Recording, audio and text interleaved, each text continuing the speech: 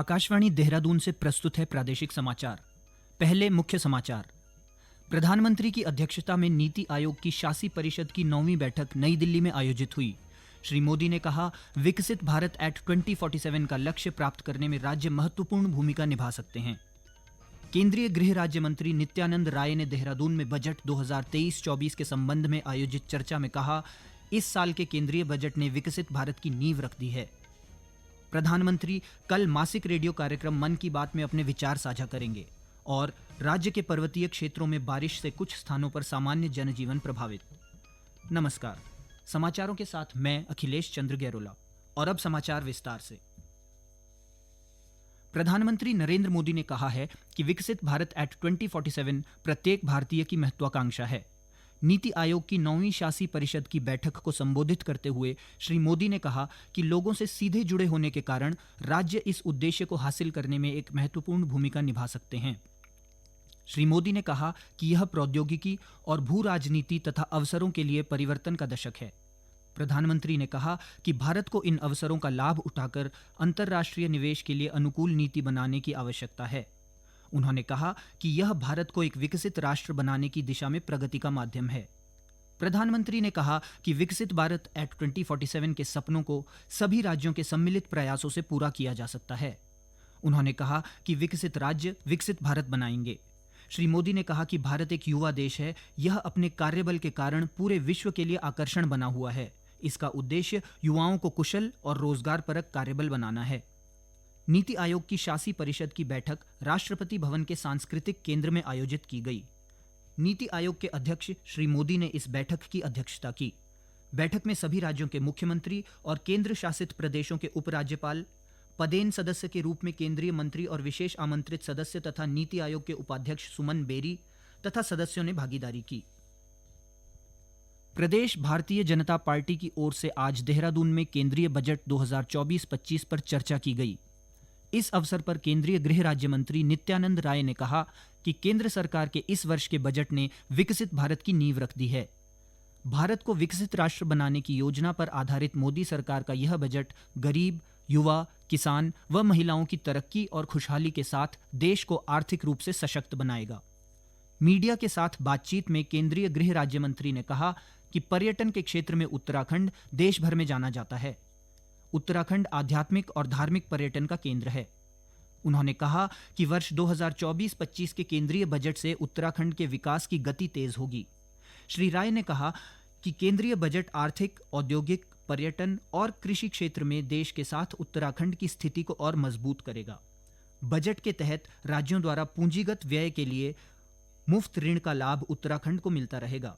उन्होंने कहा कि वित्त मंत्री ने केंद्रीय बजट में 598 करोड़ का फंड पर्यावरण अनुकूल टिकाऊ कृषि परियोजना के लिए आवंटित किया है, जिससे उत्तराखंड के किसानों को काफी मदद मिलेगी। केंद्रीय बजट 2024 में केंद्रीय बजट 2024 में वैश्विक पर्यटन स्थल के रूप में भारत की स्थिति को बढ़ाने के उपाय शामिल हैं, जिससे प्रदेश को काफी फायदा होगा। श्री राय ने कहा कि पीएम स्वनिधि योजना के अतिरिक्त कवरेज से देहरादून और हरिद्वार जैसे शहरी केंद्रों को मदद मिलेगी। इससे राज्य के ग्रामीण और शहरी क्षेत्रों से गरीबी कम करने में मदद मिलेगी और स्वयं सहायता समूहों के माध्यम से राष्ट्रीय आजीविका मिशन के कार्यान्वयन को बढ़ावा मिलेगा। इस मिशन से उत्तराखंड की महिलाओं को स्वरोजगार और कुशल रोजगार के अवसर प्राप्त होंगे। श्री राय ने बताया कि उत्तराखंड में अभूतपूर्व गति से राजमार्गों का निर्माण और विस्तार हो रहा है। वर्ष 2022 से 2024 तक राज्य में विभिन्न परियोजनाओं को पूरा करने के लिए 7,764 करोड़ की धनराशि जारी की गई है। भारतीय प्रौद्योगिक संस्थान आईआईटी रुड़की के 24वें दीक्षांत समारोह में आज 2,513 छात्रों को उपाधियां प्रदान की गईं। आईआईटी रुड़की के निदेशक प्रोफेसर के पंत ने बताया कि इस वर्ष के दीक्षांत समारोह का एक महत्वपूर्ण आकर्षण स्नातक छात्राओं के अनुपात में उल्लेखनीय वृद्धि होना है, जो लैंगिक विविधता और समावेश के प्रति आईआईटी रुड़की की दृढ़ प्रतिबद्धता को दर्शाता है। उन्होंने कहा कि संस्थान की प्रतिबद्धता 2047 तक देश को विकसित भारत बनाने के लिए युवा पीढ़ी को तैयार करना है। मंगलौर और बद्रीनाथ विधानसभा उपचुनाव में जीते कांग्रेस के 2 नए विधायकों ने आज विधानसभा की शपथ ली। हरिद्वार जिले की मंगलौर सीट पर कांग्रेस के काजी मोहम्मद निजामुद्दीन और चमोली जिले की बद्रीनाथ सीट पर कांग्रेस के लखपत सिंह बुटोला ने उपचुनाव में जीत हासिल की थी। ये समाचार आकाशवाणी के देहरादून केंद्र से प्रसारित किए जा रहे हैं। ताज़ा समाचार के लिए आप हमारे सोशल मीडिया एक्स व Facebook page Akashvani news Uttarakhand को फॉलो कर सकते हैं। साथ ही ये समाचार हमारे YouTube channel Akashvani news Uttarakhand पर भी उपलब्ध हैं। प्रधानमंत्री नरेंद्र मोदी कल सुबह 11 बजे आकाशवाणी के मन की बात कार्यक्रम में देश विदेश के लोगों के साथ अपने विचार साझा करेंगे। यह रेडियो के इस मासिक कार्यक्रम की 112वीं कड़ी है। मन की बात कार्यक्रम आकाशवाणी और दूरदर्शन के सभी नेटवर्कों, AIR और न्यूज वेबसाइट और news on AIR mobile app पर उपलब्ध रहेगा। आकाशवाणी के YouTube चैनल DD न्यूज, प्रधानमंत्री कार्यालय तथा सूचना और प्रसारण मंत्रालय में इसका सीधा प्रसारण किया जाएगा। प्रधानमंत्री के कार्यक्रम के तुरंत बाद सभी क्षेत्रीय भाषाओं में इसका प्रसारण होगा। उत्तराखंड के विभिन्न हिस्सों में मूसलाधार बारिश के कारण राज्य की प्रमुख नदियों के जलस्तर में बढ़ोतरी की गई है। साथ ही पर्वतीय क्षेत्रों में विभिन्न स्थानों पर भूस्खलन के चलते कई मोटरमार्ग यातायात के लिए अवरुद्ध हो रहे हैं। टिहरी जिले के भिलंगना विकासखंड के तोली गांव में भारी बारिश के कारण एक मकान के ढहने से 2 लोगों की मृत्यु हो गई। वहीं उत्तरकाशी जिले में गंगोत्री धाम में गंगा का जलस्तर भगीरथ शिला तक बढ़ने से आसपास की दुकानें खाली करवाई गईं। रुद्रप्रयाग जिले में अलकनंदा और मंदाकिनी नदी का जलस्तर लगातार बढ़ रहा है। प्रशासन ने नदी किनारे रहने वाले लोगों से सतर्क रहने और सुरक्षित स्थानों पर जाने की अपील की है। चमोली जिले में हो रही मूसलाधार बारिश से बद्रीनाथ हाईवे विभिन्न स्थानों पर आवाजाही के लिए बाधित हो रहा है। मार्ग को सुचारू बनाए रखने के लिए आवश्यक मशीनें मौके पर मौजूद हैं।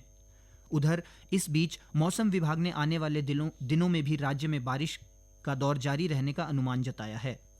इस बीच मुख्यमंत्री पुष्कर सिंह धामी ने कहा कि प्रदेश में हो रही भारी बारिश के चलते जलभराव से प्रभावित क्षेत्रों के संबंधित अधिकारियों से वे लगातार संपर्क में हैं। प्रदेश के सभी जिला अधिकारियों को SDRF, NDRF और अन्य बचाव दलों से समन्वय बनाते हुए हर समय सतर्क रहने को कहा गया है। इधर भारी बारिश से हरिद्वार में गंगा नदी में सिल्ट आने से उत्तर प्रदेश सिंचाई विभाग ने गंग नहर में पानी की आपूर्ति रोक दी है। सिल्ट को रोकने के लिए सिंचाई विभाग ने नहर में जल के प्रवाह को बेहद कम कर दिया है। इससे हर की पौड़ी और उससे संबंधित सभी गंगा घाटों पर पानी कम हो गया है। भारतीय सेना के लेफ्टिनेंट जनरल रैंक पर तैनात विकास लखेड़ा असम राइफल्स के नए महानिदेशक होंगे। केंद्र सरकार ने इसके आदेश जारी कर दिए हैं। 55 वर्षीय जनरल लखेड़ा 1 अगस्त को असम राइफल्स के महानिदेशक की कमान संभालेंगे। लेफ्टिनेंट जनरल TPS रावत के बाद वह दूसरे उत्तराखंडी हैं जिन्हें असम राइफल्स की कमान मिली है। लेफ्टिनेंट जनरल लखेड़ा मूल रूप से टिहरी गढ़वाल के खास पट्टी के जखंड गांव के निवासी हैं। चमोली जिले के देवाल क्षेत्र के दूरस्थ वाण गांव में भारी बारिश के चलते बहे कच्चे पुल को ग्रामीणों ने आज दोबारा बनाकर आवाजाही शुरू कर दी है।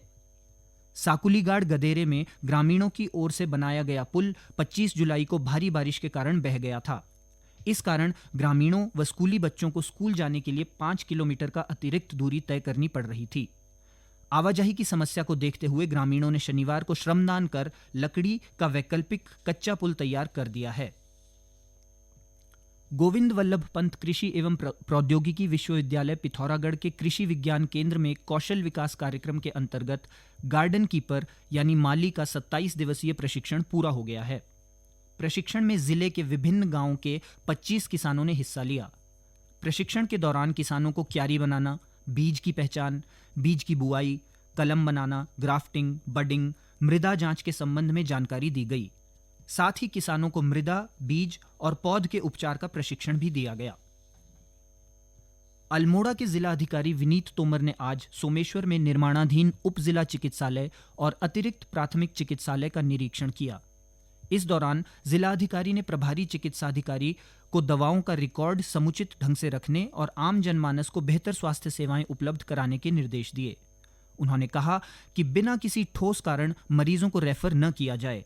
उन्होंने कहा कि अस्पताल आने वाले मरीजों के साथ कुशल व्यवहार रखा जाए और उपलब्ध संसाधनों का सदुपयोग करते हुए OPD बढ़ाने के लिए सेवाओं को सुदृढ़ किया जाएगा।